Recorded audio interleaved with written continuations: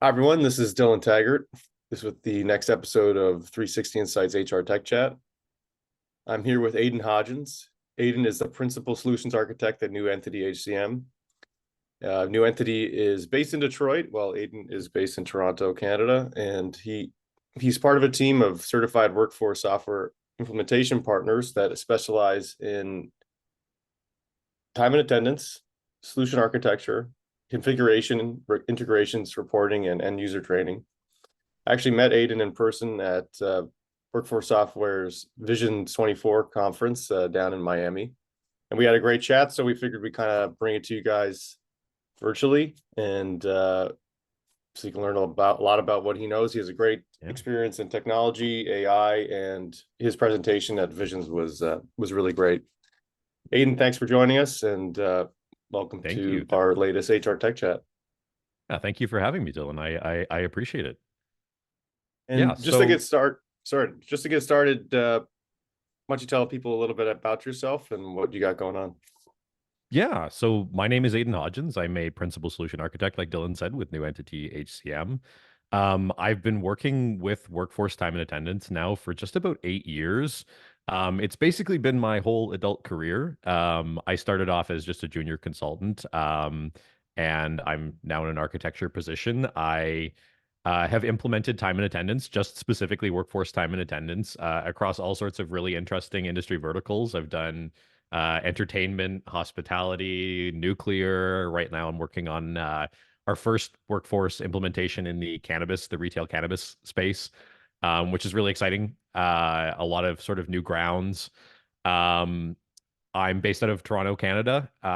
Like Dylan said, um, and yeah, I really enjoy what I do. It's just strictly time and attendance. For those of you guys who maybe don't know what workforce time and attendance is, workforce time and attendance, if you know of SAP, SAP is the workforce time and attendance is the SAP preferred time and attendance solution delivered by Workforce Software. And we at New Entity, we're a very small team of about, I want to say 10 or 11 people now. I can kind of lose track of how many people. We're growing pretty steadily. We were established in 2022, and we strictly focus on workforce time and attendance. That is our only shtick. We position ourselves to partner with larger companies who maybe don't have their own workforce time and attendance implementation team so that we can supplementally staff them and work with larger organizations to be their workforce time and attendance experts. Nice. Yeah, you guys it seems like you have a really broad and great knowledge of technology that's coming out there right now. Um, so how did that technology kind of get started with New Entity, and how did the technology kind of perspective that you brought to you bring to the table for workforce software kind of cultivate a partnership with the two of you? Yeah, good question. So, I before I was with New Entity and before I was in the workforce time and attendance space, I was working on hardware testing. And so I've always had sort of a passion for software and for development and for implementation. And New Entity was a great role for me to both explore time and attendance implementations, but also be able to branch out more into the software development side of things, being able to build, our own in-house applications, and that's kind of why I'm here. Is working with our smaller team. A lot of us have backgrounds, whether it's with the vendor directly with workforce software or software development backgrounds. So we've got a pretty diverse range of skill sets that was really attractive to me and brought me into New Entity. So we're just in the early stages of some development and some cool tools that we're working on right now. But yeah, just really small. I like working with a smaller diverse team rather than being sort of in a larger organization. So that's kind of what pulled me towards New Entity. And how did the company as a whole get started? How did New Entity kind of get off the ground? Yeah, so we have two founding partners, Cam and Lou. They had worked together pretty extensively. And a couple of years ago they decided, hey, let's leave our jobs and let's start our own independent smaller gig. and sort of sell this as, like I said, like a workforce only shop. A lot of I don't want to say boutique consulting firms, but boutique consulting firms try to branch out into other softwares and other implementation areas. And they were just like, hey, let's just be really, really, really, really good at workforce time and attendance. And it's been a couple of years since then. I've only been here for, I want to say, 9 months now. But yeah, so it's been quite the journey, and we've had quite a lot of success over the past couple of years, which is really exciting. Nice. And do you know how that partnership with Workforce Software kind of got off the ground? Do you know, was it how did it kind of come about? Yeah, so actually, both of our founding partners are actually ex workforce employees, or have worked extensively with the workforce software team. So it was kind of a natural progression from, having worked there to having knowledge of the partner ecosystem. There's a lot of partners in the ecosystem right now for workforce time and attendance, same with sort of SAP and all these other HRIS technologies. And it was just a natural progression for them to understand, the process of becoming partners with Workforce Software.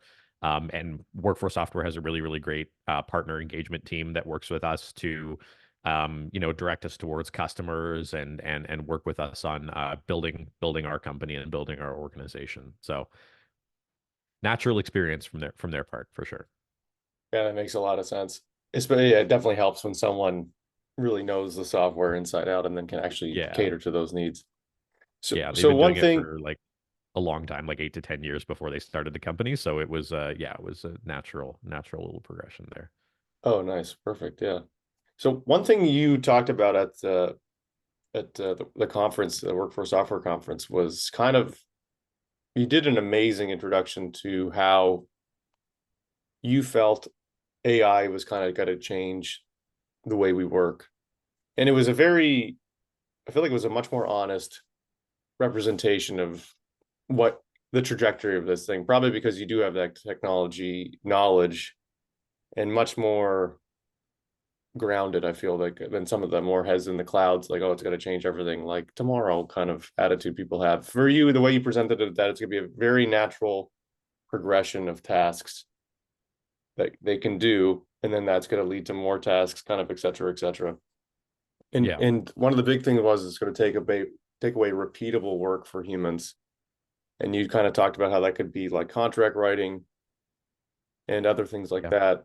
But for people that don't really understand how that works, how would you best explain it to them? Like how, like, I think people have a rough idea like of AI because it's been kind of in the zeitgeist forever. But for someone Yeah. who really doesn't understand it, how would you say it starts? Like how, like you have it implemented. How is it collecting the knowledge? How is it actually putting it into to use through these like language models that they usually use?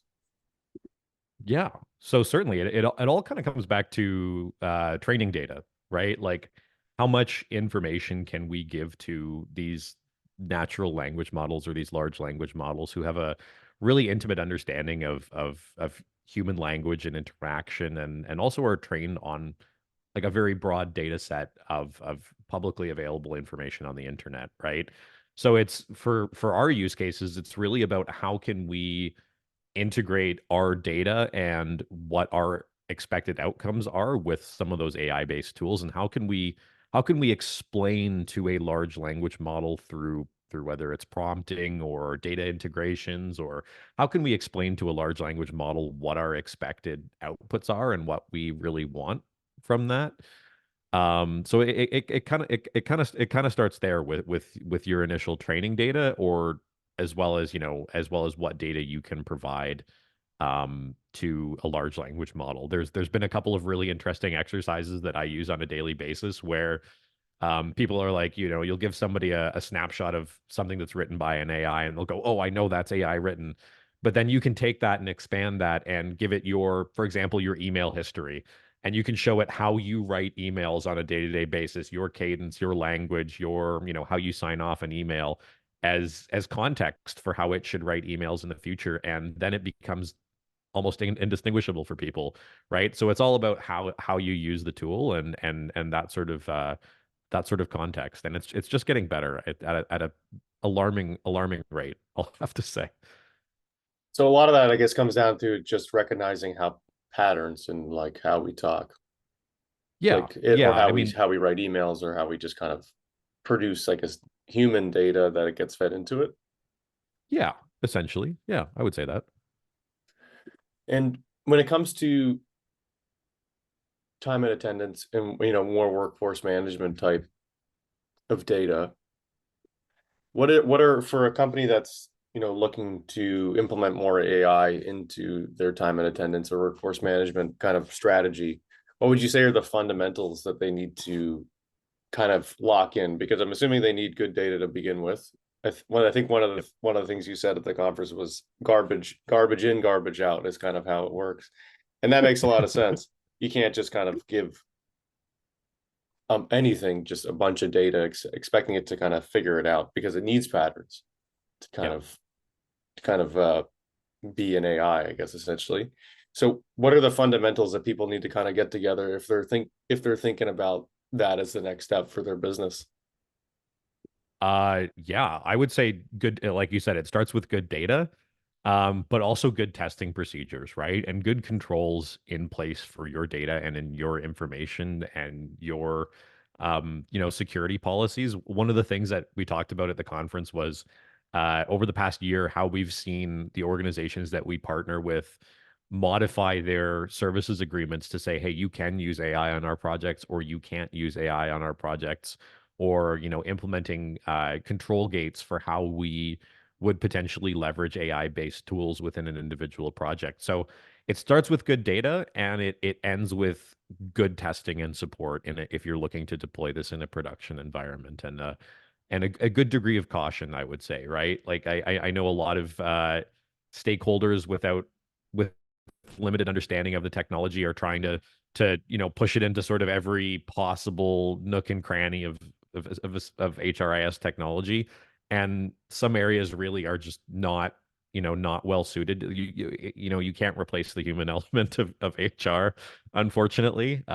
So yeah, that's where it kind of starts and finishes. Good data and good testing. Do you envision that's based off that? Do you envision that certain parts of HRIS, software or procedures or whatever it may be, we're going to see a lot more advancements a lot quicker than others when it comes? I would think so. Yeah. When it comes to AI based tools, absolutely, and I would hope so. I think a lot of companies like SAP has introduced some AI based chatbots and AI based tools like really rapidly over the past couple of months. So I think that that's one of the uh, really exciting things for me about AI is at the end of the day, it's a tool, right? And the people who are going to make the best use of that tool are going to be the most successful, right? Like it's a tool in the hands of, our workforce that when it comes to, for example, like, building something that, I'm not asking an AI to necessarily, uh, perform a task. I'm asking it to write scripts that help me perform a task, right? So I think I'd be willing to bet over the next 12 months, we'll see significant integrations into a lot of HR based tools. Some, I guarantee you, are going to be rushed, right? Are going to be missteps, are not going to be as well utilized as they had anticipated. But I think we're going to see an even more of an explosion over the next 12 months of integration into the HR landscape as a whole. Yeah, 12 months is not a really long time. So like we're looking at like this time next year, you think the landscape is going to be fundamentally different, or do you think it's kind of just going to be a similar trajectory that we're on, where there's going to be a bigger fish on the horizon, I guess, in terms of AI and more promises? I think we're right now at risk of oversaturation in terms of the tools in the market. It's going to be AI for this and AI for that and AI for this and AI for that. I think we're on a pretty steady trajectory right now. Like I think HR is one of those stuff those sort of areas of technology where we're dealing with personally identifiable information. We're dealing with like compliance and SOX and all sorts of other regulatory frameworks that put a little bit more control around how we share employee data with these AI based tools, and that's a big concern for a lot of organizations. So I think steady trajectory, but with the potential of oversaturation. I know a lot of people and a lot of tools sell AI feature sets and say, "Hey, we got AI integrated," and then it does nothing. It's like makes a list for you or something, right? Anything can be AI can be a very broad classification, and it's a buzzword, right? You look at marketing material and you're like, "Oh, LinkedIn AI," and it's like, what is it? What does it do? I don't know. Um, so yeah, Yeah, I think no, sorry, finish. Go ahead. no, yeah, I think like I said, oversaturation, but definitely steady trajectory, I would say. And when it comes to kind of what you guys are expert in, which is time and attendance, or in time in general, where are you seeing the biggest promise right now? Yeah. Um, I'm hoping that it comes along with some of the stuff that we talked about and demoed at Vision, talking about sort of natural language integration with end user data. And what I mean by that is, empowering employees and managers within an organization to, instead of relying on traditional training to find whether it's a report or where to look in the system for particular pieces of data, being able to just ask an AI and say, "Hey, where is this data? What is this data? Where can I find it?" I think that's the real key empowering piece within time and attendance is, empowering a manager or an employee to say, "Hey, how many times has Bob been late in the past week?" Right? Rather than having to go and execute a report and pull out that data to the system, allowing that sort of natural language interaction with your data, not just for your end users from a system, but also for key stakeholders within the business, right? For our payroll administrators, for our C-suite, being able to give them really quick couple sentence snapshots of how things are going from an HR and payroll perspective, and being able to answer their questions like that, I think is really, really promising.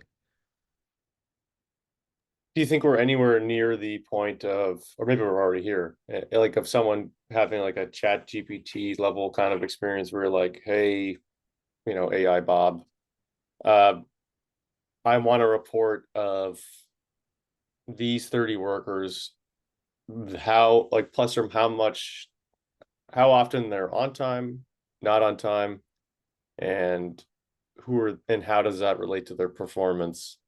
Are we at a point where you can just type that in and ask it and it's going to produce it for you and then it'll pick out the keywords enough to be able to produce that? Are we there yet? Oh, absolutely. Absolutely, we're there yet. It's we're there right now, sorry.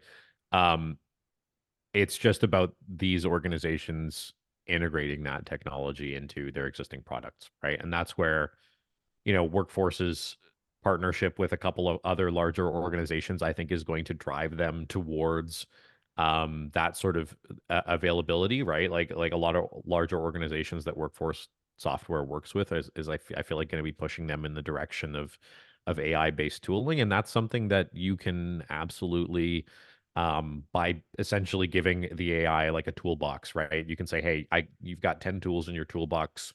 If you want to go look up employees' timesheets, here's how you use that tool," and you use feedback from the AI to say, "Hey, if it wants to go look for these 10 employees, then let's give them that 10 employees behind the scenes," right? So I think we're there. Absolutely. It's just about implementation. It's pretty exciting then because I feel like one of the things that's kind of been we've been slowly leading up to, is obviously simplification, but also usability with all this software. Because looking at some of the industries that I look at in my research, like, deskless workers, especially, they're not all software engineers.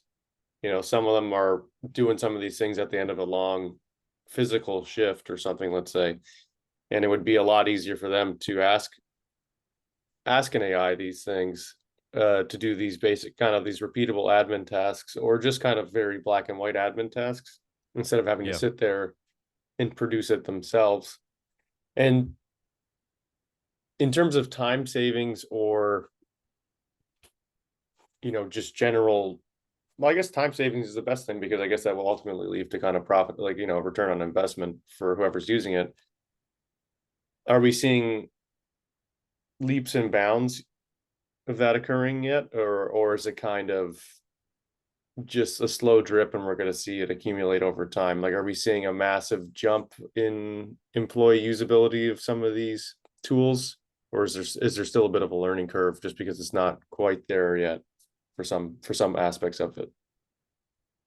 I think with any technology like that, there's going to be a learning curve, right? You have to understand that there's going to be a portion of the workforce that's a little bit older than us, that's a little bit less tech savvy, that's going to take some time to get familiar with these type of new technologies, right? I don't know if you've ever, shown GPT or any of these tools to your parents, right? Like it's like, oh, they're like, oh, great, it can tell me jokes and answer questions, but there's always going to be a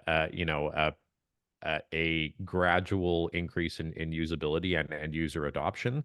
But I think with proper training and engagement with an employee base and the right sort of tool set, I think we'll see leaps and bounds in terms of end user engagement and productivity and profitability. Obviously, like it depends on the vertical, right? Like if you're giving this to construction guys, it's going to be a little bit less applicable than if you're giving it to somebody who's doing data analytics or at a desktop development role or something like that. It definitely depends on it all depends on the end user and the implementation. So Yeah, that makes a lot of sense. It's a lot of sense. And I feel like I've begun to kind of thinking about it in the simplest terms possible. After I saw, we met later that night. I was wondering, I'm like, I wonder how you could explain this to someone who doesn't really knows Google, but doesn't really know how ChatGPT works. And essentially, it is just kind of like a more advanced Google right now. I think at the entry level understanding of it, it's like Google replaced the actual librarian, let's say, or like the yeah, expert that you would have to go see in person, or the encyclopedia, I guess. yeah, And now that's just expanded, where you can ask not just one librarian or one expert, you can ask almost the entirety of all experts that have ever existed. I feel like for it kind of entering that, not that we're not there yet with kind of in Google, not that Google didn't bring us there, but it's almost like you're able to converse with them essentially in a conglomerated version of them. yeah, yeah. I don't know if you've seen some of the 4.0 model stuff that's we're talking on the 14th here, but there was some really interesting stuff that's been published in the last 24 hours by OpenAI, with a more recent model that came out that has some um, really interesting capabilities for being able to ingest visual data as well, like live visual and video data from like your phone's camera and telling you, what's going on in the room for like accessibility technologies or all sorts of other really interesting use cases. So, yeah. Do you think that would ever, use the visual aspect of this? I can see how AI can be used for, someone clocking in or time and attendance, but the physical and visual aspect of it, that data for time and attendance, do you think there'll ever be a use for it? Especially for people who don't work in traditional work environments, like an office, let's say. That's a good question. I've thought about this quite a bit. That's something that we like to chat about a lot internally, or whether it's over beers or as part of work. Like, what's the like pie in the sky sort of possible scenario of this sort of technology? And you've probably seen demos online or people tracking worker productivity with machine learning tools that are like vision based machine learning tools to track worker productivity and stuff like that. And I think there's definitely some really interesting use cases for time and attendance in identifying user presence and stuff like that.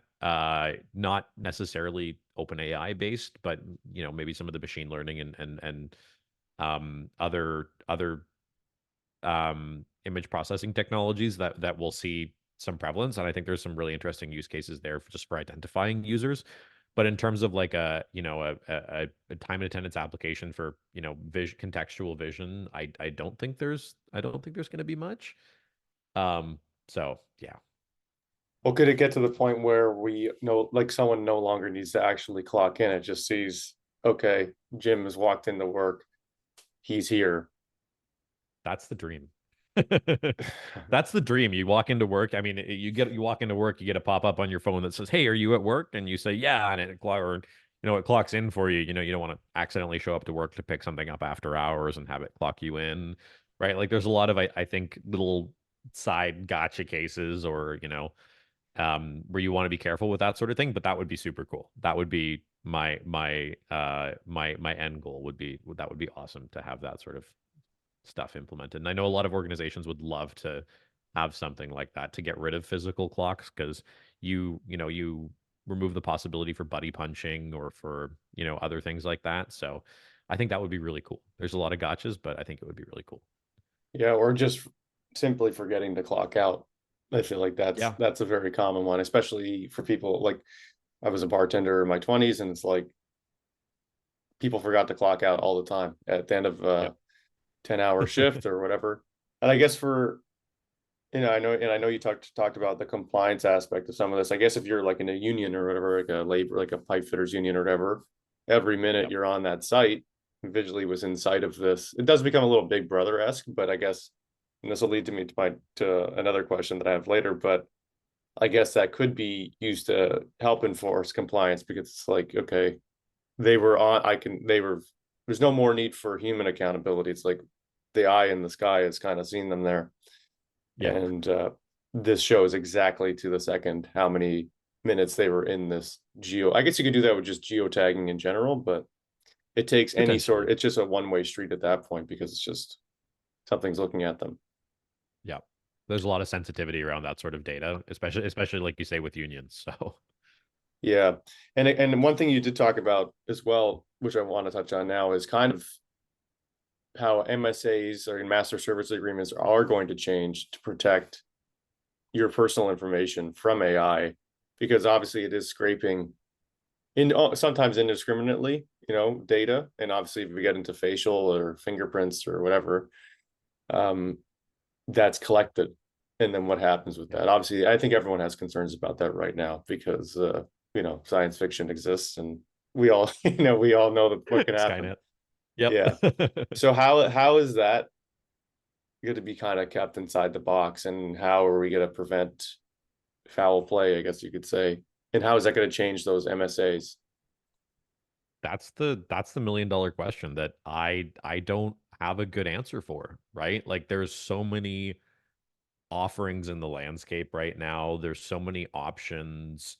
And what you have to think about at the end of the day is these companies like OpenAI, at the end of the day, they're data brokers, they're data companies, right? So it breaches of data are almost an inevitability these days, right? Whether it's bad foreign actors or whatever, right? So it's about, I think, limiting data that would be risky if exposed to the public. In the realm that we work in, and in time and attendance specifically, like, a lot of the times, we don't do stuff around pay rates, we don't do stuff around employees, home address or home phone number. We don't care about that. We care about when you show up to work and when you leave. So the potential for exposing information beyond your first name, last name, your job, which is typically publicly available information if you Google somebody anyway. And maybe when you're working, not so much, but not necessarily risky information. But yeah, it's something that you got to consider is how that's going to be exposed. And it's going to be about how organizations engage and set up their policies and evaluate their pipelines for those type of integrations, and up to them to determine their risk tolerance overall, right? How much data they want to be integrating with these sort of tools. Hmm. And going on to that compliance part of it, you did mention at the conference, I know I keep referencing it, but it was such a great Yep. talk. The compliance aspect, vis-a-vis AI is going to be a game changer in the way it kind of reviews documents and how quickly it can review documents. Yeah. Can you kind of explain in layman's terms how that works and how it is kind of sifting through these compliance documents in general? Yeah. Yeah. And so the primary use case for us, I think, in terms of compliance documentation was uh not only like state and specific legislature based compliance documentation, but also like these unions and these collective bargaining agreement based documents and ensuring we stay compliant to those. So how that works is we typically provide a snapshot, or whether it's a text extract or a dump of information to the AI, and we ask very specific pointed questions, or we look for very specific pointed outputs from these compliance or from these pieces of legislature. Often they're, collective bargaining agreements, or these pieces of legislature are, 100 pages long. And taking that work away from us to be able to just pull out the information that is specifically applicable to time and attendance is where that sort of power where that sort of power lies, as well as, taking that piece of compliance documentation and combining it with some of our documentation and saying, okay, does any of our documentation from a compliance perspective not match what would be expected from a legislative perspective, right? So essentially, uploading a PDF sometimes it can be as simple as uploading a PDF. Wow. That would be, yeah, save a ton of time as well for people who are maybe not as legal savvy, I imagine. Oh yeah. Oh yeah. A lot of contracts are written in very, very weird and very complex ways. So it can be super, super helpful. And if AI review of these documents does become more commonplace, do you imagine that there's going to be a bit of a flattening or a homogeneity that kind of emerges out of this, that contracts are going to start all looking the same because the same machine tools are looking at them and producing kind of the same results, and so we have a bit of a leveling of the playing field perhaps? Or I think absolutely. And that's a big concern with it in the sort of AI space right now, is that the training data sets, with some of these models that we have available to us right now, the training data sets are based on, publicly available data over the past couple of years. And over the next 4, 5, 6 years, a lot of the publicly available data, like you said, may have been produced by an AI, right? So you're training an AI on AI produced data. So you have this sort of, you know, uh, almost self-destructive nature where an AI can't differentiate between human and AI generated content. So I definitely see us moving towards if we can get wider adoption, this is probably 5 to 10 years out, but definitely a flattening in terms of a contract review language. At the end of the day, we're never replacing lawyers, so they won't let us. So maybe some flattening, but never too much. Lawyers need to keep their jobs. yeah, yeah, though yeah, it seems like if anything their jobs are going to be either greatly made easier or enhanced, because I do wonder if it's going to come, when we're going to have that level of comfortability where it's like, I'm not going to do it, the AI did it. Yeah. With things like this, where it is like, when a contract millions or billions of dollars can be at stake. Which leads me to another question, which is about kind of chatbots. I think you talked about them a bit at Yeah. the conference.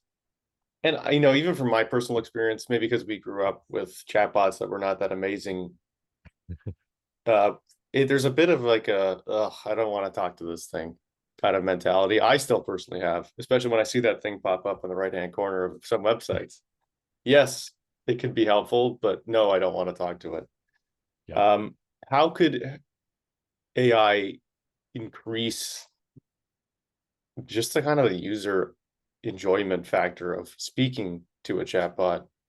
And how do you think, what are the steps that we kind of need to take to kind of make that a more enjoyable experience for people, so they are actually engaging with them and not just clicking the X on the chatbot? Yeah. I think clicking the X in the chat bot's an inevitability for a lot of people, right? Like that's like you said, it's just kind of built in for me. I hear that sound, see that pop up, and I'm like, just no. I think it's about showcasing the potential for these sort of chatbots, right? Like it's at the end of the day, it is taking work away from other people, right? Like end user agents, if we're talking about, actually chatting with a real person or, making a phone call.